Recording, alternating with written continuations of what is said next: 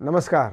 आपण अनेक वधूवर परिचय मेळावे पाहिले असतील, पण हा वेगळ्याच पद्धतीचा एक अभिनव पद्धतीचा समाजाला सगळ्या वधूवरांना, उपवरांना, युवक-युवतींना एकत्र आणून त्यांचा विवाह अतिशय योग्य पद्धतीने, योग्य जोडीदार कशा पद्धतीने निवडावा हे एक आदर्श असलेला असा हा मेळावा. याला मेळावा हा शब्दच त्यांनी काढून टाकला आहे आणि त्याला त्यांनी आता नाव दिलेलं आहे शाही महाकुंभ.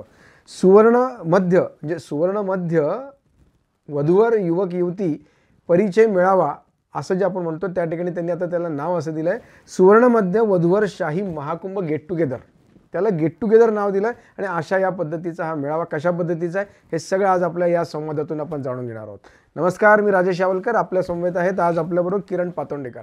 किरण पातोंडेकर हे जळगावचे आहेत मूळचे आणि त्यांचा सुवर्ण व्यवसायसुद्धा आहेत आणि या सुवर्णकरांसाठीच त्यांनी हा एक वधूवर परिचय मेळावा, ज्याला मेळावा नाही तर तो एक गेट टुगेदरचा कार्यक्रम जळगावमध्ये आयोजित केलेला आहे. आतापर्यंत त्यांचा हा 7वा कार्यक्रम आहे.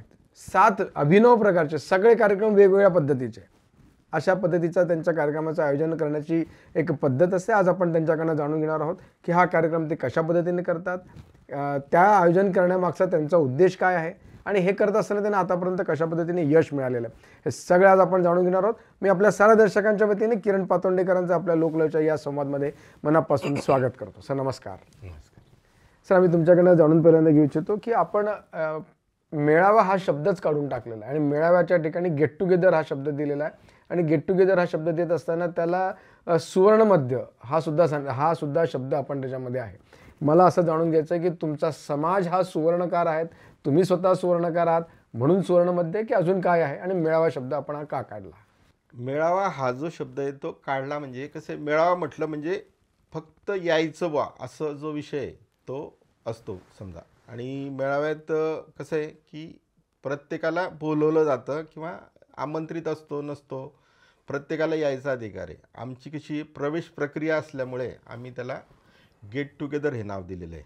म्हणजे प्रवेश प्रक्रियेवर आधारित असल्यामुळे त्याला गेट टुगेदर हे नाव दिलेलं आहे. प्रवेश प्रक्रिया म्हणजे ही कशा पद्धतीची असते आणि आता आपला मेळावा कधी होणार? आता ह्या जे आयोजन आहे गेट टुगेदरचं हे 4 जानेवारी 2026 रोजी आहे आणि ते जळगाव इथे आहे. समर्थ लॉन्स, कानडा रोड येथे एक भव्य दिव्य लॉन आहे ते आणि ते तिथे एक 4 मोठे मोठे हॉल आहेत आणि आपण महाकुंभ घेतो आहे. म्हणजे सोनार समाजातील सर्व प्रकारचे जे कॅन्डिडेट मुलं मुली आहे त्यांना आपण समाविष्ट करण्याचा याच्यात प्रयत्न केलेला आहे. पण तो सर्व जो प्रयत्न आहे तो प्रवेशाच्या माध्यमातूनच आहे.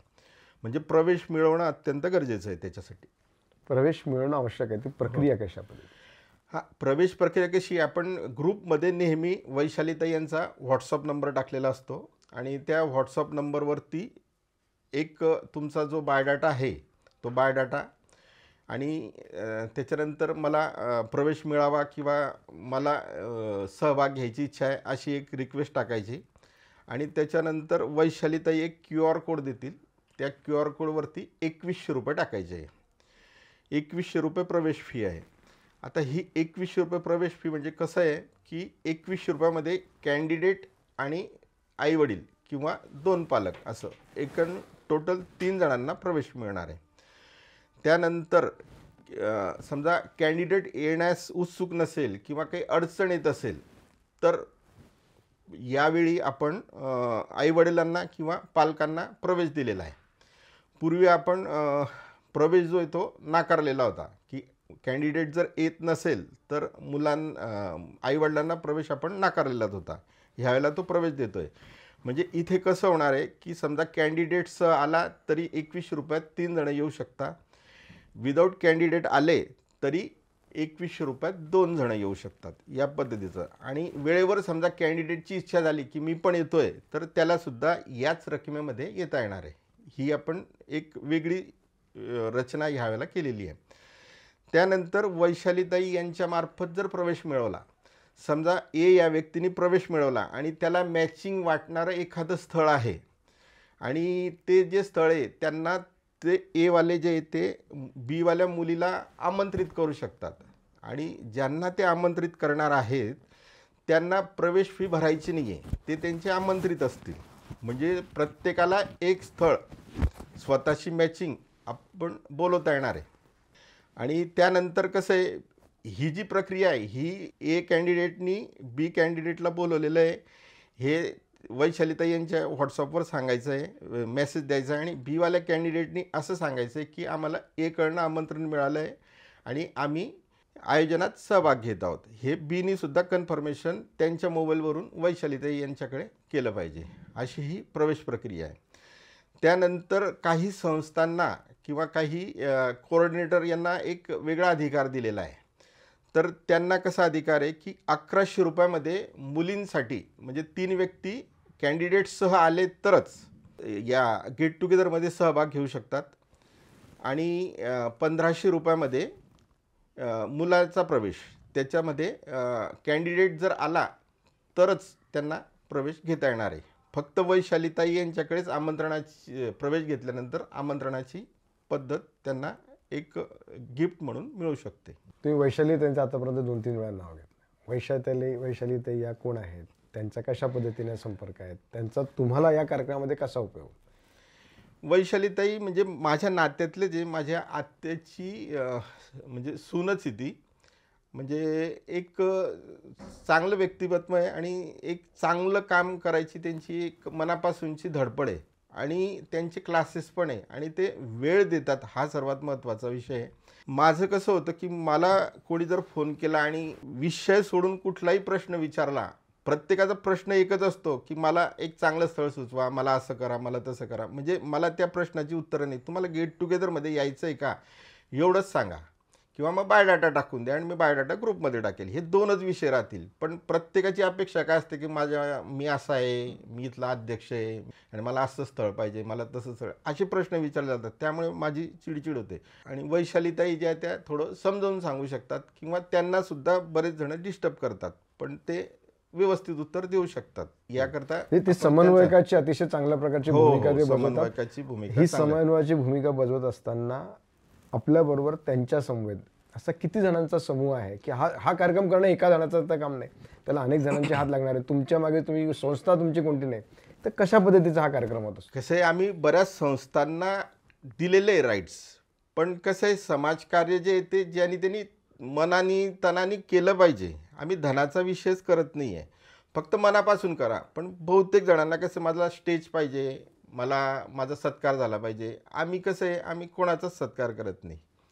मुळात आमची जी कन्सेप्ट आहे ती अशी आहे, आम्ही केला तर मुलामुलींचा केलेला आहे. जे कॅन्डिडेट सहभागी झाले त्यांचा सत्कार केलेला आहे, त्यांच्या हातून आरती केलेली आहे, प्रार्थना करतो. म्हणजे काहीतरी वेगळं देण्याचा आमचा एक मानस असतो, एवढंच. आरती आणि प्रार्थना म्हणजे ह्या कार्यक्रमाच्या ठिकाणी होणारा कार्यक्रम आहेत का? हो, आम्ही कसं आहे, कॅन्डिडेट मुलामुलींच्या हातून आरती केलेली आहे. कसं आहे, एक प्रसन्न वातावरण तयार व्हावं, आणि एक प्रार्थना जी आहे, इतनी शक्ती हमें देना दाता, ती कशी आहे, ती एक त्या दिवसापुरता का होईना एक चांगलं वातावरण तयार व्हावं, हा आमचा त्याच्या मागचा उद्देश असतो. आणि मनातली भावना पवित्र झाली पाहिजे. कोणाला म्हणजे आता त्या प्रार्थनेत बरंच काही आहे, ती प्रार्थना ऐकल्यानंतर मी तरी मंत्रमुग्ध होतो व्यवस्थित. 4 तारखेला आपला कार्यक्रम आहे. 4 जानेवारी.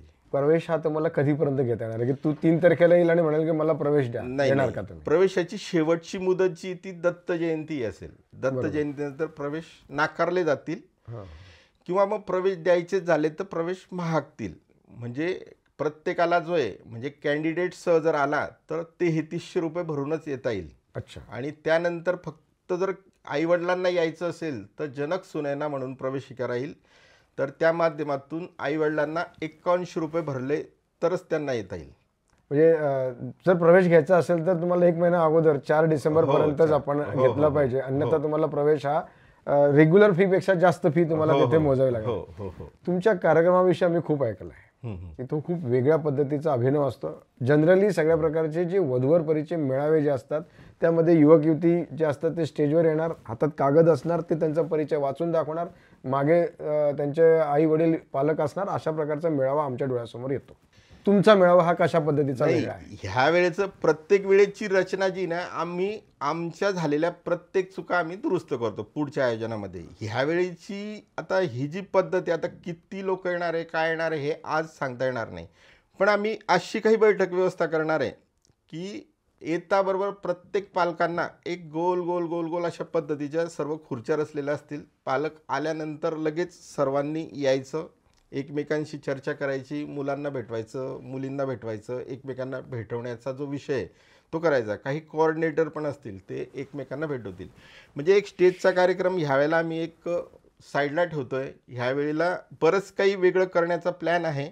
याच्यामध्ये म्हणजे सुपर प्रीमियम, प्रीमियम आणि सॉलिटियर असं एक उपवर मुलामुलींसाठीचे एक वयानुसार कॅटेगरी केलेले आहे. आणि त्याच्यानंतर घटस्फोटितमध्ये सुद्धा एक प्रीमियम आणि सॉलिटियर असे 2 प्रकार पाडलेले. म्हणजे पूर्वी आम्ही घटस्फोटितांना प्रवेश दिलेला नव्हता, पण या आयोजनात आपण घटस्फोटित मुलामुलींना सुद्धा प्रवेश देतोय. त्यांना सुद्धा एक कुठेतरी न्याय मिळाला पाहिजे, ही यावेळची भूमिका आहे. आणि एक कसं आहे की एक शिक्षणानुसार आम्ही 2 कॅटेगरी किंवा 3 कॅटेगरी तयार करतोय. एक डायमंड कॅटेगरी म्हणून उच्च शिक्षितांसाठी असेल, एक गोल्डन कॅटेगरी म्हणजे त्याच्यात ग्रॅज्युएट किंवा त्याच्यापेक्षा ग्रॅज्युएटपर्यंत किंवा बिझनेसमन परिवार किंवा एक छोटा मोठा व्यवसाय असेल तर त्यांच्यासाठी तो एक गोल्डन कॅटेगरी असेल. आणि एक जिनियस कॅटेगरी आहे. आता ही जिनियस कॅटेगरी आहे ही एकदम सर्वोच्च आहे. पण सर्वोच्च काय एक जिनियस म्हणजे जो जिनियस पालक आहे, म्हणजे ज्या पालकाला माझ्या मुलीचं माझ्या मुलाचं लग्न जमवायचंच आहे आणि मला गेट टुगेदरमध्ये यायचंच आहे, शिक्षण कमी आहे, सर्व काही आहे, तरीसुद्धा त्याला जिनियस कॅटेगरीमध्ये आपण प्रवेश देतोय. म्हणजे शिक्षण कमी आहे, ITI झालेला आहे, 12वीच आहे, त्याच्यानंतर कोर्सेस केलेले आहे, त्यांनासुद्धा जिनियस कॅटेगरी म्हणजे जी सर्वोच्च कॅटेगरी ती जिनियस देतोय आपण. म्हणजे डायमंडपेक्षा पण ती एक कॅटेगरी उच्च एवढ्याकरता मानतोय की त्यांना त्यांचासुद्धा एक सन्मान राखायचा आहे. म्हणजे आम्ही निच्चपेक्षा उच्च करून त्यांना आपण आमंत्रित करतोय. हा आमचा एक वेगळा म्हणजे आम्ही कुठल्याच माणसाला असं डॉमिनेट होईल किंवा काय होईल असं आम्ही त्याची करत नाही. सॉलिटियरचा पण अर्थ आम्ही असा लावलेला आहे. सॉलिटियर म्हणजे एक म्हणजे डायमंडचा प्रकार असतो. डायमंडवरून आम्ही ते नाव निवडलं आहे. म्हणजे वय वाढलेलं असलं आणि वाढीव वय सांगापेक्षा आम्ही त्याला सॉलिटियर म्हटलेलं आहे. म्हणजे तो वाढीव वयाच्या हिशोबाने त्याला सॉलिटियर हे नाव दिलेलं आहे. त्यांनी आल्यानंतर ते कॅटेगरीनुसार बसतील की कसं राहील, त्यांचं समन्वय कसा होईल? कसं आहे सर, आता आपण कितीही काही म्हटलं कॅटेगरी वाईज केलं, मी बॅचेस वगैरे म्हणजे भरपूर काही रचना करतोय, पण हा जो विषय हा पालकांनी एकदम हे घेतला पाहिजे. आता कसं आहे वयोमर्यादेनुसार आपण त्या म्हणजे याच्यात ग्रुपमध्ये टाकलेल्या आहेत आपण. कशी वयोमर्यादेनुसार काय काय म्हटलेलं आपण, म्हणजे कोणत्या वयाला कोणती कॅटेगरी दिलेली आहे? ते ग्रुपमध्ये तुमच्या वयोमर्यादा याच्यासाठी तुम्ही एक वेगळा व्हॉट्सअपचा ग्रुप केलेला असेल. व्हॉट्सअपचा ग्रुप आहे त्याच्यात टाकलेलं आहे. पण त्या कॅटेगरी जो आहे म्हणजे मॅक्झिमम मुलाचं वय जे आहे ते 40च्या वर नको आहे कुठल्याही परिस्थितीत आणि मुलीचं वय 38च्या वर नको आहे. हो हो, त्याच्या वयापेक्षा जास्त आले जास्त आम्ही कुठलाच प्रवेश आम्ही देणार नाही. ज्यांचं होऊ शकतं त्यांना पहिल्यांदा आपण आमचं उद्देश हा आहे की ह्या वेळेला सुद्धा आम्ही सॉलिटियर घेतलंय. मागच्या वेळेच्या आयोजनात 30च्या वरती मुलंही घेतले नव्हते आणि 28च्या वरती मुली पण नव्हत्या घेतल्या आम्ही. अच्छा, आमचं म्हणणं एवढंच आहे की वय वाढू नये द्यायचं. म्हणजे वयाच्या व्यवस्थित वयात लग्न करून घ्या. आता ज्यांनी व्यवस्थित वयात लग्न नाही केलेले आहे त्यांच्यासाठी आपण कार्यक्रम घ्यायचा की ज्यांनी आता ह्या क्षणी चांगला विचार करून लगेच लग्न करावं यासाठी. तुमचं म्हणणं की वेळेवरती वेळेच्या आत ज्या वयात लग्न केलं पाहिजे त्या वयातच लग्न करणं अपेक्षित आहे. हा. आता ज्यांनी चुका केलेल्या आहे त्यांनी त्यांच्या हे कराव्या, पण नव्यांनी चुका करू नये हा आमचा मूळ उद्देश आहे. तिथे मुलं मुली कॅटेगरीनुसार सगळेजण तिथे येतील. स्टेज प्रोग्राम तर नाही आहे, परंतु आता याच्याकडे मुलगी आहे असं कसं ओळखायचं मी, किंवा याच्याकडे मुलगा आहे कसं ओळखायचं, याच्यासाठी काहीतरी तुम्हाला वेगळी रचना करावी लागेल. हो सर, आम्ही कसं आहे आम्ही त्यासाठीची ना ड्रेस कोड म्हणजे कलर कोड वापरलेला आहे. म्हणजे सर्वात पहिली ही गोष्ट लक्षात घ्या की कुठल्याच कॅन्डिडेट मुलीला कुठलाच ड्रेस कोड कलर कोड नाही आहे. काय म्हणजे मुलींना नाही, मुलींना कॅन्डिडेट मुलींना कुठलाच ड्रेस कोड त्यांनी त्यांच्या पद्धतीने वापरायचं आहे. इथे आम्ही सिस्टम अशी ठेवणार आहे की मुलीचा पालक जर असेल तर त्यांनी पिंक कलर कोड वापरायचा आहे. म्हणजे पिंक कलरच्या याच्यामध्ये आईवडिलांनी पालकांनी पिंक कलर वापरायचा आहे. समजा पिंकिश कलरमध्ये साडी ड्रेस आईवडिलांनी वापरायचा आहे. त्याच्यानंतर मुलांच्या पालकांनी पिस्ता कलर वापरायचा आहे. म्हणजे ग्रीनिश कलरमध्ये ग्रीनिश टोनमध्ये जायचं आहे. आणि हे दोन्ही कलर एकमेकांना ऑपोजिट आहे. आणि मुलांच्या पालकांनी ग्रीनिश वापरला आणि मुलींच्या पालकांनी पिंक कलर वापरला तर ते पालक एकमेकांना भेटू शकतात व्यवस्थित पद्धतीने. आणि याच्यामध्ये एक घटस्फोटीची कॅटेगरी आहे, त्यासाठी आम्ही एक स्काय ब्ल्यू किंवा ब्ल्यू कलर हा सिलेक्ट केलेला आहे. म्हणजे मुलीच्या पालकांनी सुद्धा आणि मुलांच्या पालकांनी सुद्धा ब्ल्यू कलर वापरायचा आहे. ब्ल्यू कलर वापरल्यामुळे काय होईल की ते पालक जे आहे ते एक लगेच ओळखले जातील. आता बऱ्याच समस्या याच्यात काय वेळेला कसं होतं की एकच पालक समजा मुलीचा पण असू शकतो, मुलाचा पण असू शकतो. बरोबर. त्याच्यावर सुद्धा आम्ही सोल्युशन काढलेलं आहे. पण ते आता सोल्युशन कसं आहे, मी बराच म्हणजे रोज विचार करतो, एक बरंच काही धुंडायचा प्रयत्न करतो. पण कसं आहे, एक समाजापर्यंत कुठली गोष्ट पाठवण्याची जी असते, मेसेज टाकतो, पण मेसेजसुद्धा लोक पाहिजे तसा वाचत नाही. ग्रुपमध्ये मेसेज आपण टाकतो तर ते मेसेज वाचले पाहिजे प्रत्येकाने आणि थोडे अंगीकृत केले पाहिजे. ही कलर थीम जी वापरायची याचा मूळ उद्देश जो आहे की एखादा व्यक्ती, आता तुम्ही उभे आहे, तुम्ही ह्या इतक्या पॉश ड्रेसमध्ये उभे आहे, मला विचारता येईल का तुम्हाला तुमच्याकडे मुलगी आहे का मुलगा आहे का, तुम्ही कशासाठी आले. पण आम्ही असं म्हणतोय की तुम्ही कलर कोड वापरला आहे इन द सेन्स म्हणजे इगो बॅलन्स सिस्टम. म्हणजे मी माझा इगो बाजूला ठेवलेला आहे. मी माझा ड्रेस तुम्ही किती भारी वापरा तो वेगळा विषय आहे, पण मी मुलीचा पालक की मुलाचा पालक आहे हे मी सांगतो आहे इथे उभं राहून म्हणजे कुठल्याही स्थितीत मी तुम्हाला सांगतोय आणि मी त्याच्यासाठीच आलेलो आहे. म्हणजे आमच्याकडे मुळात प्रवेश जो आहे तो कुठलाच म्हणजे एखादा मुलीचा पालक नसेल, मुलाचा पालक नसेल, फक्त तो एक तर आयोजन समितीतला व्यक्ती असेल किंवा कोऑर्डिनेटर तरी असेल. म्हणजे असा कुठलाच प्रवेश कुठल्याच याला आपण देतच नाही. त्यामुळे जो आलेला कुठलाही व्यक्ती असेल तो मुलीचा पालक, मुलाचा पालक याच्या व्यतिरिक्त नसणारच आहे. मुलाचा आणि मुली दोघे जर कधी असेल, एखादा पालक याच्याकडे मुलगा पण आहे आणि मुलगी पण आहे. हो, मग ते करतोय रचना. कसं आहे, आम्ही प्रत्येकाला आपण रिबिन म्हणजे बॅच देतो ना, त्या बॅचला आपण 2 रिबिन लावू शकतो. अच्छा.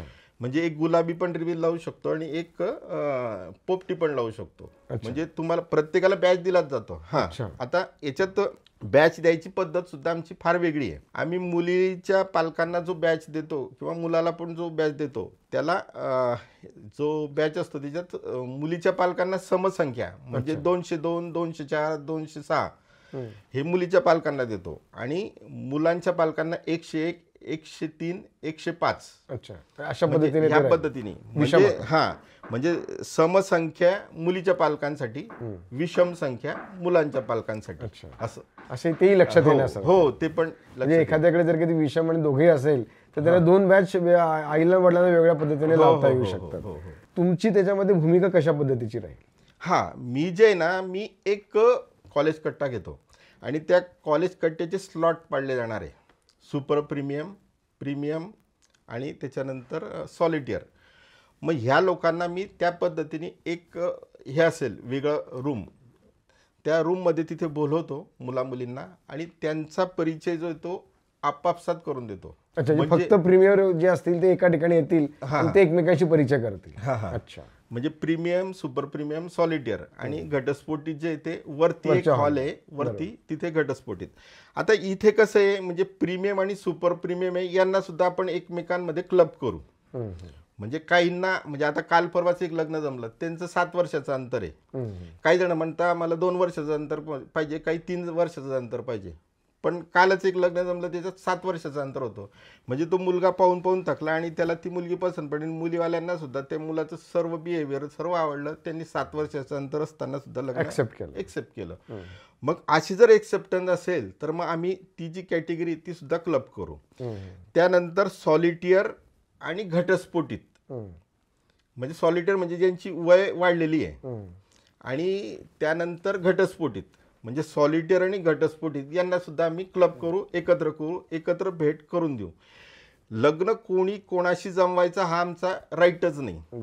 आम्हाला फक्त तुम्हाला प्लॅटफॉर्म उपलब्ध करून द्यायचा आहे आणि मॅक्झिमम लोकांनी एक वेळा इथे येऊन म्हणजे जे पद्धतीने तुम्हाला इतके 100 मुलं आणि 100 मुली एका वेळेला कुठेच पाहायला मिळणार नाही. आमंत्रण द्यायचं जरी म्हटलं तरी तुम्ही 4 वर्ष 5 वर्ष इतक्या मुलांना भेटायचं ठरवलं तर तुम्हाला 4-4, 5-5 वर्ष लागतील त्यासाठी. मग तुमचे वय वाढतील. हे वय वाढू नये म्हणून एक कॅटेगरी.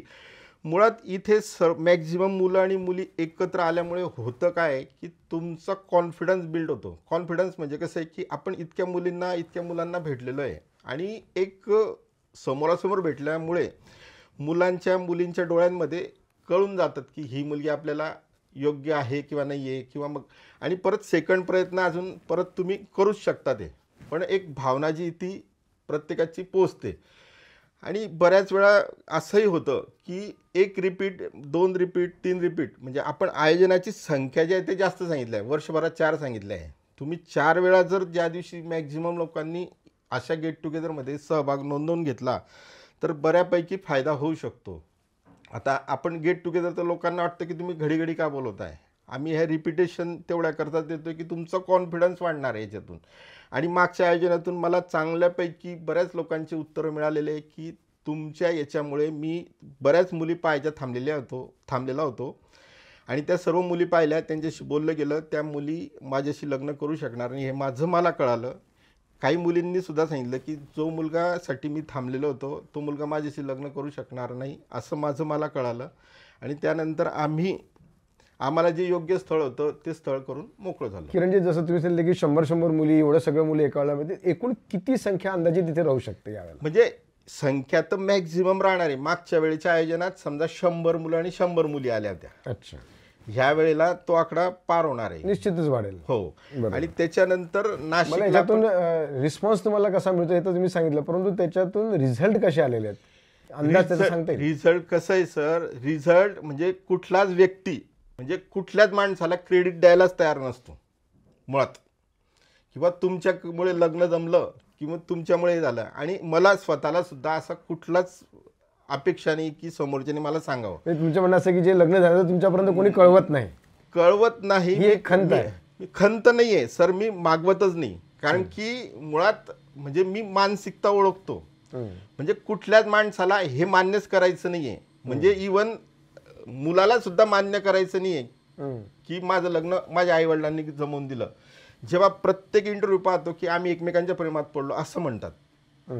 म्हणजे मुलगा सुद्धा आई वडिलांनी लग्न जमवून दिलं हे सुद्धा मान्य करायला तयार नाहीये. बरोबर. मग त्यामुळे तुमच्या या कार्यक्रमामध्ये तुम्ही काहीतरी परफ्यूमचा देखील उपयोग करणार आहेत, काय तो कसा उपयोग करणार आहे? ह्या वेळेला कसं आहे, मी देवपूजा रोज करतो ना, तर मी वारानुसार वेगवेगळे परफ्यूम देवाला लावतो. म्हणजे तर तो एक कन्सेप्ट मी थोडा डोक्यात घेतलेला आहे आणि तो परफ्यूमचा वापर मी करण्याचा पूर्ण प्रयत्न करतोय.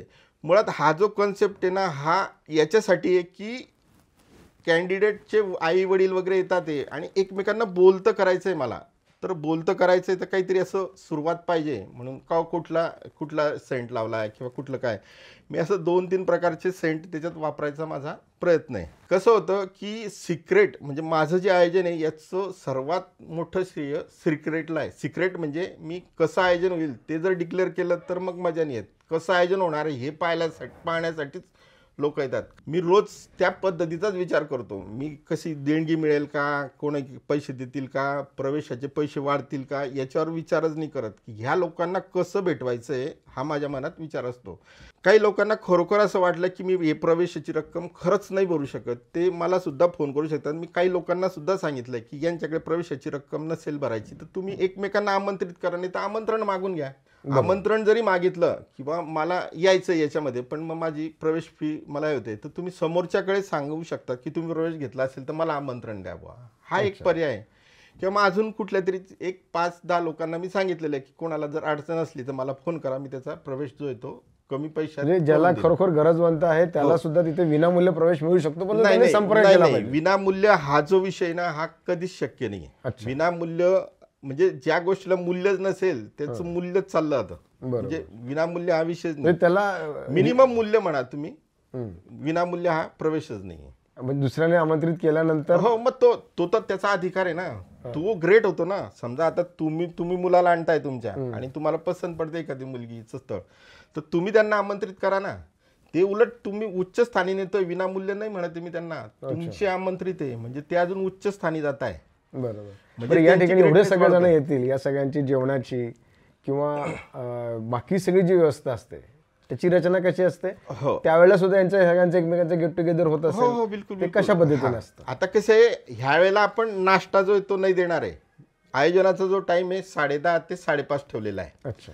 11:30 पासून आपण जेवण डायरेक्ट स्टार्ट करणार आहे. जेवण स्टार्ट झालं की 11:30 ते 1:30 पर्यंत जेवणं चालतील. त्याच्यानंतर हाय टी 4:30 वाजता किंवा 4 वाजता आपण हाय टीचं आयोजन ठेवलेलं आहे. आणि रूम्सची व्यवस्था इथे म्हणजे एक 24 रूम आहे, त्याच्यापैकी 22 रूम आपण देणार आहे. 3,500 रुपये एका व्यक्तीला द्यायचे, म्हणजे त्याच्यामध्ये आपण 3 प्रवेश देणार आहे, म्हणजे 3 जणांना राहायची सोय होईल 3,500त. आणि त्याच्यामध्ये संध्याकाळी म्हणजे 3 तारखेला संध्याकाळी 6 वाजेपासून तर 4 तारखेला संध्याकाळी 6 वाजेपर्यंत. अच्छा. म्हणजे हॉटेल जर घ्यायची ठरली तर 12चा म्हणजे चेकआउट टाईम असतो, पण आपल्याला हा जो टाईम आहे हा कन्व्हिनियंट होणार आहे. म्हणजे पूर्ण पहिल्या दिवशी रात्री मुक्कामाची सोय राहू शकते. 4 तारखेच्या 6 जिथे निवासाची सोय आपण करणार, किती जणांची निवासाची सोय होऊ शकेल? तिथे जास्तीत जास्त आपण 22 रूम द्यायचं ठरवलेलं आहे. हे सर्व हा जो उपक्रम आहे हा विशिष्ट एखाद्या समाजासाठी आहे की आपण सगळ्यांसाठी पण नंतर आयोजित करणार, की कसं प्लॅनिंग राहणार? नाही, इथे कसं आहे, हे जे आयोजन आहे हे स्पेशली अहिर सोनार समाजासाठी आहे. आणि त्यानंतर इतर शाखासुद्धा आम्ही याच्यात इन्व्हॉल्व करत आहे. म्हणजे जसे जसे पालक आमच्याशी जुळतात आहे तर इतर शाखीय सुद्धा आपण त्याच्यात बोलवत आहे. पण सोनार फक्त सोनार समाजासाठी. आता सोनारांचे अजून कोणकोणते प्रकार आहेत? सोनारांमध्ये जवळजवळ 18 शाखा आहे टोटल सर्व. तर त्या शाखेतले सुद्धा याच्यात प्रवेश मिळू शकतात. पण आम्ही एक इतर शाखेतले जे प्रवेश आहे ते थोडे आमच्याकडे म्हणजे आमच्या पद्धतीने देतो त्यांना, की त्यांना एकदम येता येईल असं नाही करत आम्ही ते. अच्छा. पण आता सुरुवातीला अहिर सोनार, हो, अहिर सोनारांना तर देतोच प्रवेश, पण त्यांना सुद्धा दिलेले आहे. अच्छा. तुम्ही एक व्हॉट्सअपचा ग्रुप केला आहे, त्याच्यावरती तुम्ही बायोडाटा सगळ्यांपर्यंत पाठवतात आणि त्यांनाच तिथे आपण आमंत्रित करतात. हो. याच्या व्यतिरिक्त सुद्धा तिथे कोणी येऊ शकतं का? हो. कसं आहे की एक ही जी ग्रुपची जी पद्धत आहे याच्यामध्ये बऱ्याच पालकांची म्हणजे असेही पालक की आमचा बायोडाटा याच्यात प्रसिद्ध नका करू, पण आम्ही गेट टुगेदर मध्ये येतो. मग त्यांना आम्ही काय करतो की स्वयंवर प्रवेशिका म्हणून त्याच्यातून त्या माध्यमातून सहभागी करून घेतो. बऱ्याच पालकांचं असं म्हणतं की बायोडाटा टाकला तर आम्हाला भरपूर फोन येतात. मग फोन आल्यामुळे आम्ही त्रस्त होतो बा.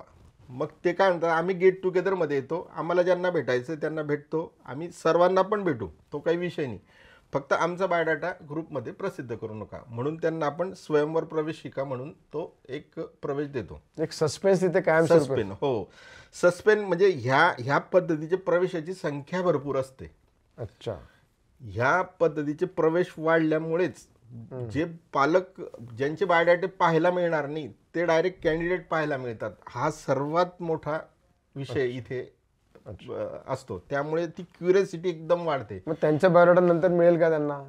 कसं आहे, आम्ही त्या पालकांना सांगितलंय की तुम्हाला ज्या लोकांना द्यायचं असेल तुम्ही स्वतःचे बायोडाटे करून आणा, ज्या नंबरला वाटतं त्या नंबरला तुम्ही टाकून द्या. त्यांचं हेच म्हणणं असतं की आम्हाला जास्त फोन नकोय. मग आम्ही कसं आहे, प्रत्येक मेंटॅलिटी म्हणजे प्रत्येक पालकाची मेंटॅलिटीचा स्वीकार सुवर्णमध्ये कसा कसा करू शकते त्या पद्धतीने आम्ही स्वतःमध्ये बदल करतो किंवा मग त्यांना सुद्धा प्रोत्साहित करतो. अच्छा. मग त्यांना सुद्धा फी मात्र तेवढीच? हो, फी वगैरे तेवढीच आहे. आणि हा जो ग्रुप आहे म्हणजे सुवर्णमध्ये ग्रुप आपण जो चालवतो याच्यात 2 प्रकार आहे. म्हणजे एक जे ते गेट टुगेदर घ्यायचं आणि पालकांना एकत्रित करून त्यांना न्याय द्यायचा प्रयत्न करायचा, आणि एक असा विषय की बायोडाटा प्रसिद्ध करायचा. आणि बायोडाटा प्रसिद्ध केल्यानंतर लोकांचे संपर्क होतील आणि ते संपर्क झाल्यानंतर ज्यांनी ज्याचे लग्न जुळवावे. आता इथे कसं आहे की बायोडाटा जर टाकायचा असेल तर आम्ही कुठलाच बायोडाटा आम्ही स्वतः तयार करतच नाही. म्हणजे पालकांनी स्वतः तयार करून दिलेला बायोडाटा आम्हाला पाहिजे. तो एक फोटो फ्रेम म्हणजे फोटोवाला बायोडाटा सुद्धा तुम्ही करून पाठवू शकतात, प्लेन बायोडाटा करून पाठवू शकतात. त्यानंतर वेगवेगळे फोटो पाठवून तुम्ही म्हणजे वेगवेगळे फोटो पाठवू शकतात. आम्ही फक्त सुवर्णमध्येच्या माध्यमातून PDF फाईल तयार करू शकतो आणि ती तुम्हाला विनामूल्य असेल. म्हणजे तुमचा बायोडाटा प्रसिद्ध करायला सुद्धा कुठले चार्जेस नाही, फक्त पालकांनी स्वतःचा बायोडाटा स्वतः तयार करावा एवढंच आमचं म्हणणं आहे. आम्ही तो बायोडाटा आल्यानंतर त्याच्यावर आमचा लोगो लावतो आणि तो ग्रुपमध्ये टाकतो. पूर्वी आम्ही विदाऊट लोगो पण टाकायचो, पण ह्यावेळेला थोडंसं लोगो टाकून तो बायोडाटा टाकतो. आणि PDF फाईल म्हणजे एका व्यक्तीला म्हणजे एकच बायोडाटा टाकला पाहिजे असं नाही आहे.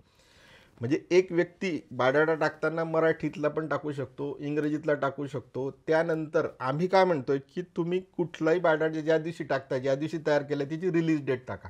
काही तुमचे अपडेट असेल त्याच्यामध्ये ऑटोमॅटिकली होईल. हां, मग रिलीज डेट टाकली तर रिलीज डेटमुळे काय होतं की ह्या तारखेचा हा बायोडाटा आहे आणि तुमचे पगार वाढले, तुमची कंपनी बदलली, मुलाचं अजून शिक्षण वाढलं, मग काय तुम्ही तो बायोडाटा परत नवीन बनवा आणि त्याच्यावर परत रिलीज डेट टाका. मग त्याच्यामुळे काय लोकांना लक्षात येतं हा आता अपडेट बायोडाटा झालेला आहे. तुम्ही रिलीज डेट कोणीच टाकत नाही. म्हणजे मुळात काय की म्हणजे पालकाला ही संकल्पनाच मान्य नाही आहे की बायोडाटा आम्हाला तयार करावा लागतो. म्हणजे बायोडाटा तयार करणं हे समाजाचं आणि ग्रुपचंच काम आहे. म्हणजे हा इतका मूर्ख समज झालेला आहे. म्हणजे बायोडाटा आम्ही का तयार करायचा? म्हणजे मुलींचा बायोडाटा तयार करायचा सर्वात पहिला अधिकार जो आहे तो पालकाचा आहे किंवा मुलीचा आहे आणि तो त्यांनी तयार केलाच पाहिजे. बऱ्याच वेळा कसं आहे मुलींशी पण बोलत नाही पालक व्यवस्थित. मुलींना बोलायला गेलं तर मुलांना बोलायला गेलं मुलं, असं एकमेकांमध्ये संवाद कमी आहे. आणि मुलांना आणि मुलींना जर खरंच पालकांनी असं व्यवस्थित समजून तुझा छान बायोडाटा बनवून दे, आम्हाला अपडेट करून दे, काही करून दे, हे जर मागितलं तर मुलीसुद्धा बायोडाटा एकदम छान ॲपच्या माध्यमातून इतके ॲडव्हान्स बायोडाटे बनवू शकतात. आता तर AI आलेलं आहे आणि अजूनसुद्धा. आणि बरेच लोक बायोडाटा जे ना असे करून घेताना फोटो इतका विचित्र टाकतात त्याच्यामध्ये, त्या फोटोवरून कॅन्डिडेट मुलगा मुलगी लक्षातच येत नाही. आमचे जे प्रयत्न आहे की कॅन्डिडेट लक्षात आला पाहिजे. एक वेळा तुमच्या फोटोतून तुमचं जर इम्प्रेशन डाऊन होऊन गेलं तर परत त्या बायोडाटाकडे लक्ष जातच नाही. मग आमच्या याच्यातून काय होतं की आम्ही प्रत्येक वेळी मुलींचे स्वतंत्र फोटो टाकतो. मी एक थीम आहे माझी बायोडाटा टाकायची की बेस्ट क्लिक फोटो. म्हणजे मी बेस्ट क्लिक फोटो नुसते फोटो टाकतो त्याच्यामध्ये. मग फोटो टाकल्यानंतर काय होतं की ते फोटो आवडतात आणि त्याच्यात बायोडाटा मिळतच नाही. मग त्या व्यक्तीला तो बायोडाटा शोधावा लागतो आणि तो मॅच करावा लागतो आणि हे मॅच करण्यासाठीच आम्ही तो फोटो टाकत असतो. मुळात त्या बायोडाटा आणि त्याच्यासोबत फोटो देऊन दिला तर तो व्यक्ती, फोटोतला व्यक्ती इतका छान आहे हा आणि त्या फोटोत कमी दिसतोय बा, ही जी संकल्पना आहे ही तो फोटो त्याच्यातून म्हणजे बायोडाटा असं फिक्स झाला पाहिजे. हा मुलगा छान आहे बा, मग याचा बायोडाटा शोधा. मग त्याच्या PDF मध्ये जाऊन तो फोटो दिसतोय का. काही तो फोटो असे असतात की ते आम्ही PDF फाईलमध्ये सुद्धा टाकत नाही. मग त्यामुळे ती क्युरियोसिटी वाढते, आज काहीतरी नवीन येईल का. रोज सकाळी मेसेज वगैरे, म्हणजे माझा जो ग्रुप आहे त्याच्यामध्ये काहीतरी नवीन, मी अशी कन्फर्म पद्धत कुठलीच ठेवलेली नाही. माझा माइंड आज काय म्हणेल त्याच्यावर उद्याचं हे राहील. म्हणजे मला कोणी असं असंही सांगू शकत नाही की माझा बायोडाटा दिसला नाही. मुळात सर्व बायोडाटे टाकले असतात पण शोधण्याची क्षमता पालकांमध्येच नाही आहे. स्वतःचा बायोडाटा शोधू शकत नाही तर दुसऱ्याचा काय शोधतील. मनापासून सहभाग घेतला पाहिजे. आता माझ्याच ग्रुपमध्ये एक जण 2-2, 3-3 ग्रुपमध्ये सामील होतात. काहीच गरज नाही आहे. फक्त एकच ग्रुप व्यवस्थित हे करा, पूर्ण डाउनलोड करा.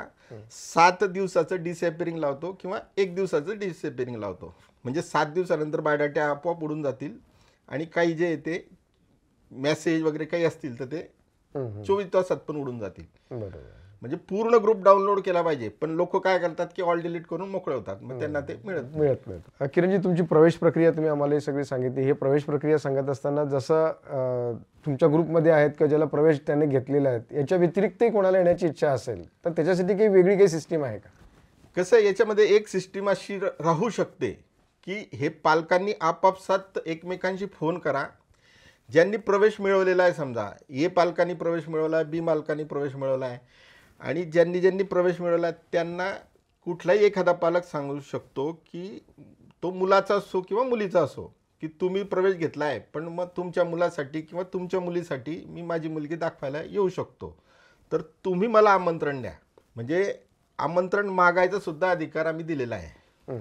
पण ते जे विषय हे तुम्ही आपसात चर्चा करायची पालकांनी ग्रुपमधले बायोडाटे. या निमित्ताने त्यांच्या एकमेकांशी संवाद घडेल, हा सुद्धा त्याच्या मागचा एक उद्देश असू शकतो. आमचा मूळ उद्देश संवाद वाढवणं हाच आहे. आम्ही ट्विस्ट टाकलेला आहे आणि एकमेकांना आकर्षित किंवा एकमेकांना योग्य जोडीदार मिळावेत या पद्धतीची आम्ही रचना केलेली आहे. त्यामागची काय संदेश तुम्ही देणार जातात आमच्या सर्व दर्शकांना आणि आपल्या सर्व समाज बांधवांना? सर्वांचे लग्न जमावेत. म्हणजे मला एवढंच आहे, मी माझ्या लाईफमध्ये इतरांचे लग्न जमवण्यासाठी जो प्रयत्न करतोय त्याच्यामुळे मला जे स्थळं मिळाली माझ्या मुलासाठी, मुलीसाठी, आमच्या परिवारासाठी, ते एक चांगले स्थळ मिळालेले आहे आणि समाधानकारक आहे. म्हणजे दुसऱ्यांसाठी काम केल्यानंतर स्वतःला चांगली उप्रती म्हणा किंवा मग एक एक गॉड गिफ्ट म्हणा, काहीतरी एक देवाकडनं सुद्धा आपल्याला आपली आपली रचना देव चांगली करून देतो, एवढंच सांगू शकतो. खूप खूप धन्यवाद पातोंडेकर साहेब. एक वेगळा अभिनव प्रकारचा असा प्रकारचा हा गेट टुगेदर मेळावा नाही. त्यांनी स्पष्ट सांगितलं मेळावा म्हणजे चला रे मेळाव्याला, असं नाही. गेट टुगेदर आहे. आपल्याला सन्मानपूर्वक त्या ठिकाणी यायचं आहे आणि सन्मानपूर्वकच त्यामध्ये सहभागी होऊन इतरांशी संवाद साधून आपल्याला जोडीदार हा निवडायचा आहे आणि प्रत्येकाचं लग्न वेळेवर व्हावं ही अपेक्षा पातोंडेकरांनी या ठिकाणी व्यक्त केली आहे. मी आपल्या साऱ्या दर्शकांच्या वतीने, संपूर्ण समाजाच्या वतीने यांचं, किरण पातोंडेकरांचं आपल्या लोकलयच्या स्टुडिओमध्ये मनापासून धन्यवाद व्यक्त करतो आणि थांबतो. मात्र आपण पाहत आहात लोकशाही निर्मित लोकलय तुमच्या मनातलं. नमस्कार.